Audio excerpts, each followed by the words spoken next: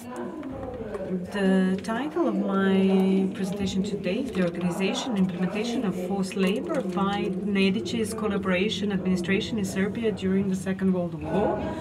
I'm using the title or the term collaboration administration rather than collaboration government because Nedić's government was formed on the 29th of August 1941, directly as the result of the German military administration and upon the order of the chief commandant of Serbia, General Dunkerman, who initiated it in a specific act of 1941, so I feel the use of the term administration is more adequate.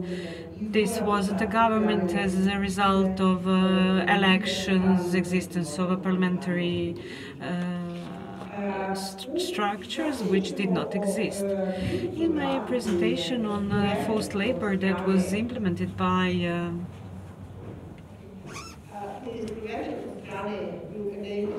Nedić's Collaboration Administration, we will start from the term of the forced labor. This is a measure by which one or more persons or a category of persons are forced to work in a certain place or for a certain period of time with the threat of sanctions. Forced labor is a negation of freedom of labor and freedom of a person.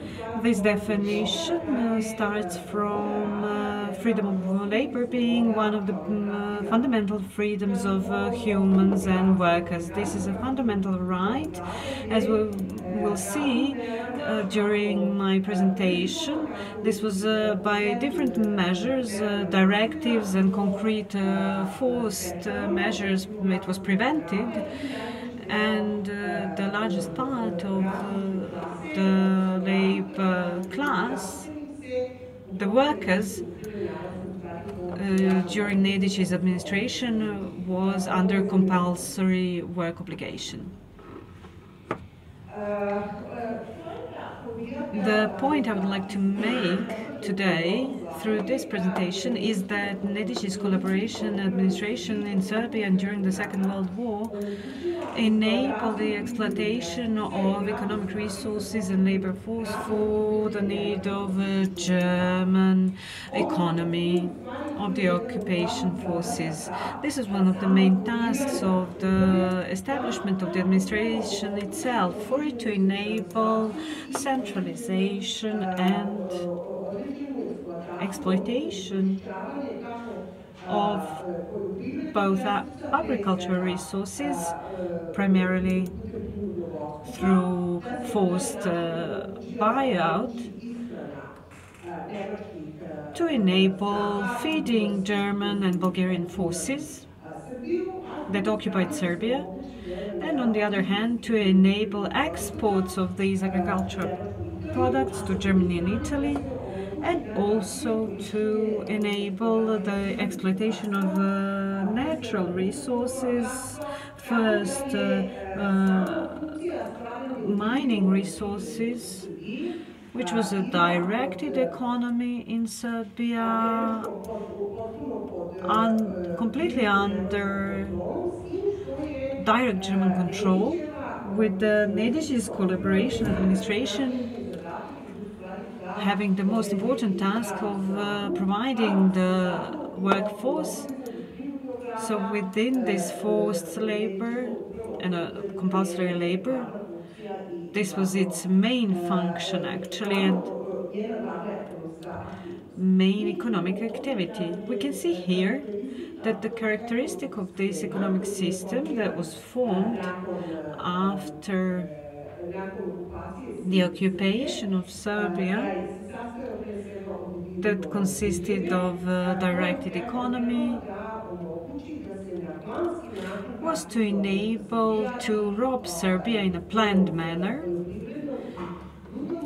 both its agricultural resources and mining resources, and to maximally use its labor potentials, because we all know that during the Second World War Germany had problems with the workforce, because the largest part of its population of work age was engaged in military units, and this is why the issue of workforce was one of its key economic issues. Another element of the system was to exploit these raw materials, mines and forests. So the forced labor that we talked about related to working in mines and in the wood industry.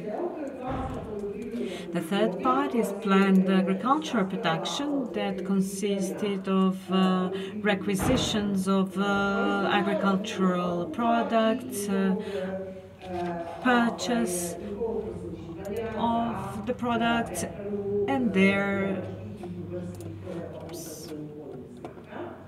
used to feed German and Bulgarian forces. And the element of this economic system was a total mobilization of workforce, which on one hand was done during the regional administrations of Medici's overall administration, and through the public labor force market. Mentioning this and what Mr. Pisari said, the lack of research into this forced labor, objectively, historically, it is very hard to research, because all the archives of the public labor market was destroyed. So there are no resources, original resources to use. The third element, forced labor or compulsory labor, but I would like to emphasize here, as we will see, that compulsory labor is a bit lighter variant of the forced labor. So the difference from the legal and realistic standpoint is almost non-existent. Another thing is labor in Germany with the element of force, but we will show through the economic situation in Serbia to what extent the voluntary nature can be spoken of. And the last element of this economic system was that Nedic's administration gave war contributions in money that were increasing year in, year out, and especially from 1943 onwards. Before I move on to detailed consideration of forced labor, I try to find a number of images that illustrate what I will be talking about. How this forced labor was connected with exploitation and physical abuse and exhaustion, physical exhaustion of people who were forced to work or made to work. I managed, owing to the library in Bor, I would like to thank them, I managed to find these images. First, we can see forced workers in the camp in Westfalen. A number of these pictures were part of some independent publications by people who survived. Considering that this event has also the element of remembrance, we can look at what it was like and what it was seen by contemporaries who were there. these are semi-private issues. They're not official publications, so I think they are a very important resource. This is the author of the book in Westfalen, who published this independent publication. Here we can see these workers in Laznica, what it was like.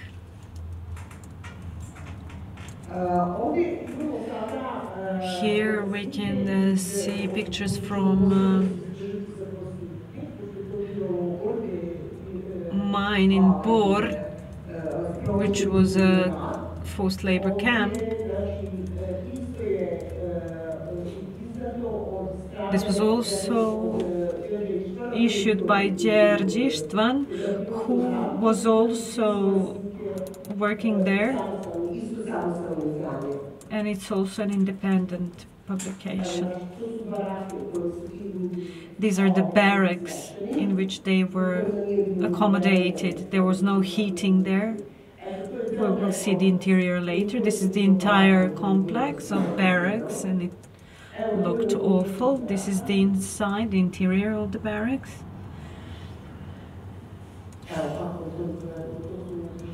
This is how it was. Here we can see the roll call. They are insufficiently dressed in terms of warmth. Here we can see several people who died, corpses that lied together with these people in the barracks here as well. So for all these photographs, I would like to thank Dragan Stojmenović from Bor Library, who gave them to me, because they are impossible to access.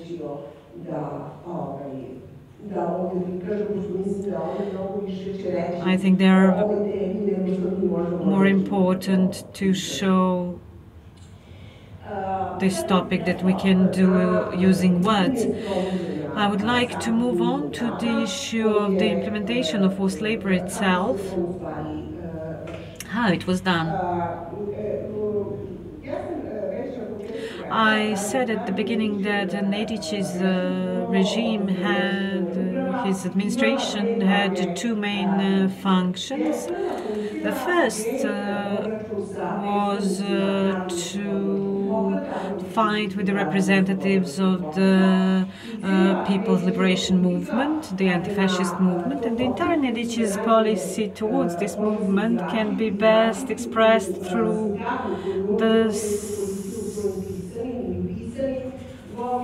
the phrase he used, we will extinguish your seed. This is the understanding that the political adversary needs to be annihilated from the face of the earth. And another function, as we've said, was to mobilize all economic potentials of Serbia with the aim to support fascist Germany's war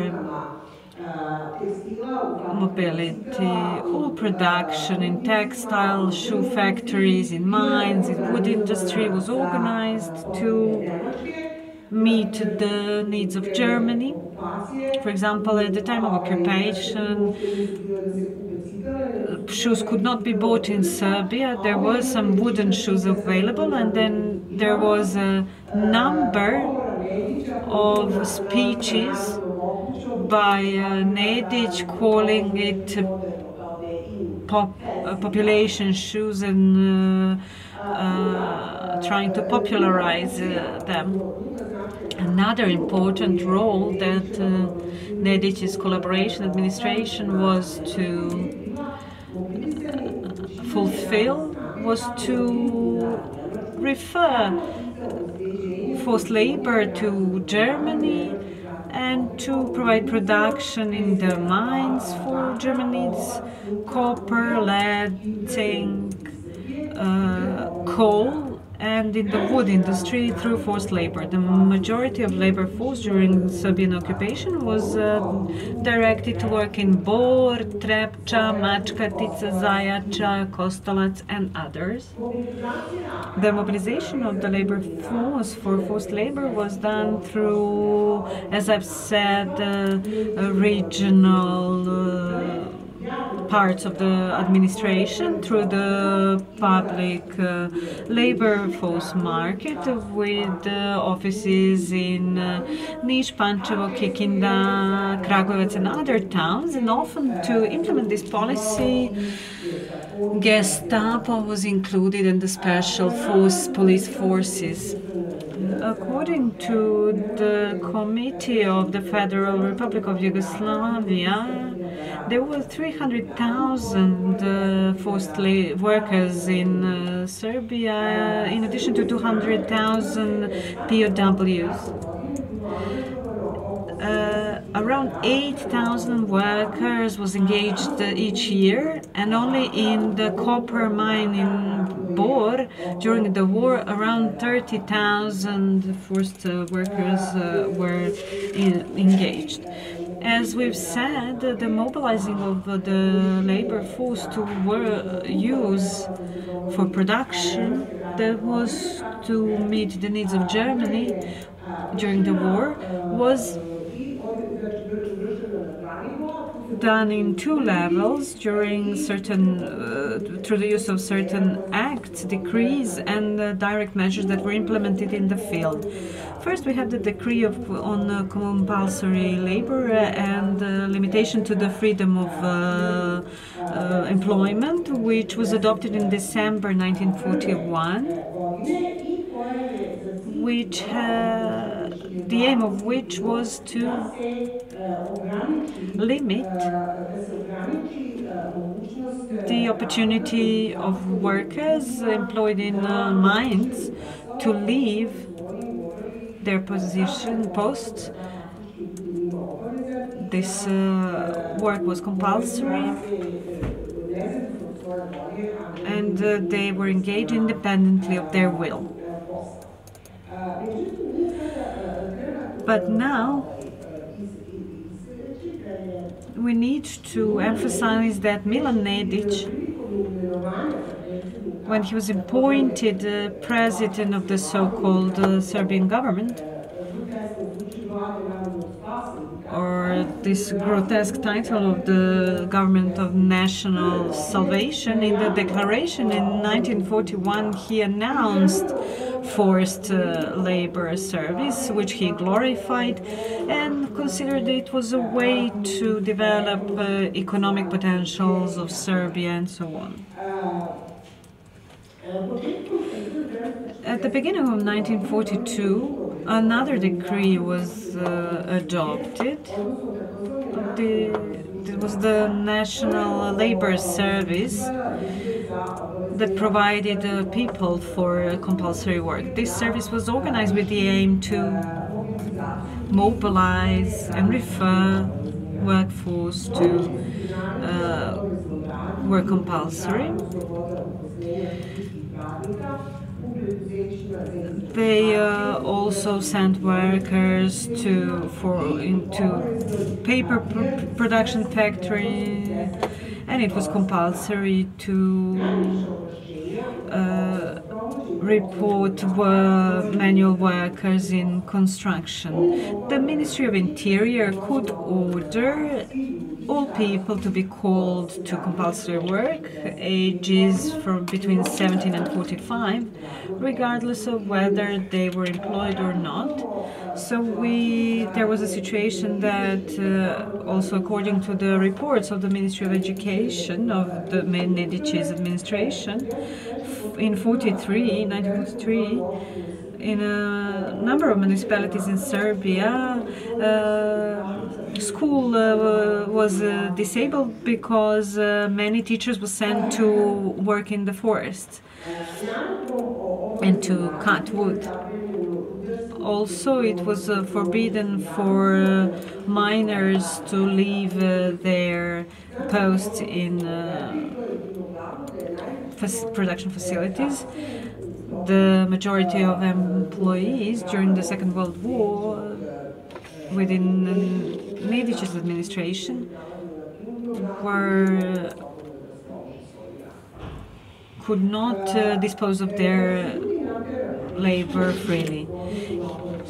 In order to make people to fulfill their duty, different pressures and repressions were applied. Whoever resisted was arrested, beaten, maltreated, and led to concentration camps.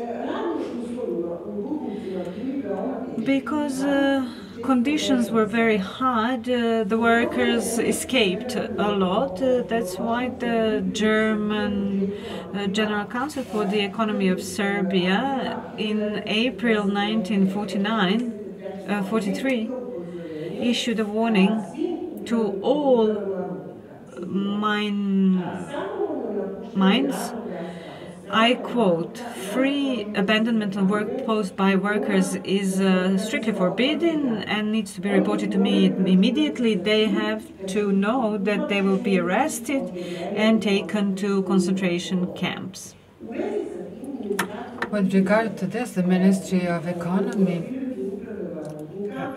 and the administrations of mines received a letter from the Ministry of the Interior of Serbia where it was requested to take the harshest sanctions against all workers who, for any reason whatsoever, abandon their working posts. I quote, "Every worker who leaves his work in the mine will be punished in terms of the regulations with forced labor lasting 1 year or be forwarded to the camp for forced laborers." We see that it was an obligation for the citizen on one hand, but also a sanction for willful abandonment of their working place in the mines, which talks about the nature of this forced and compulsory labor, that in fact there are no practical differences. Perhaps legally there are some differences, however, in practice, especially in this system which we are talking about, there were no differences. The Ministry of the Interior was particularly active in preventing the willful abandonment of working places in the mines.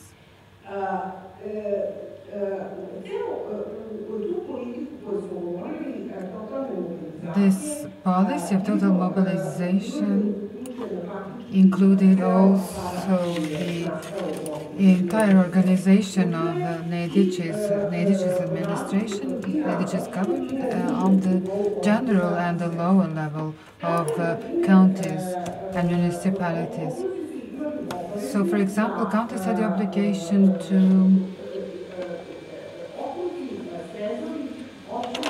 municipalities and villages had the obligation to collect workers for forced labor and to forward them to certain places according to this German plan.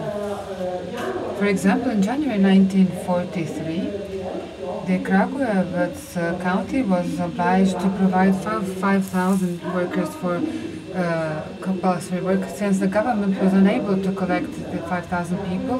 In the streets of Kragujevac, in night raids, they enacted a true hunt for people. They collected 800 people and forwarded them to the Bor mine. When taking to forced labor, this was some sort of an arrest.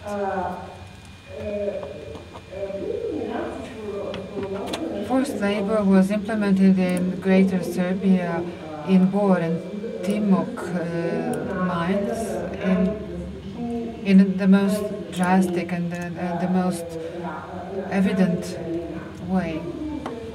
During the Second World War, the exploitation of copper ore and coal and the most important metals was under the command of the German combined Kupferbergwerk and several smaller mining companies. In Borg, they built it in 1942. I think I exceeded my time. Okay. Then I will try to sum up, not to give these examples, but just to, I think I explained a lot this form of compulsory work that was enacted in companies existing in Serbia. I will say just something about taking workers to Germany, if I may interrupt, because we are really late. We will have time during discussion. We have more than half hour for discussion. Okay, then I will talk about whether it was willful or not. I will explain. Thank you for attention.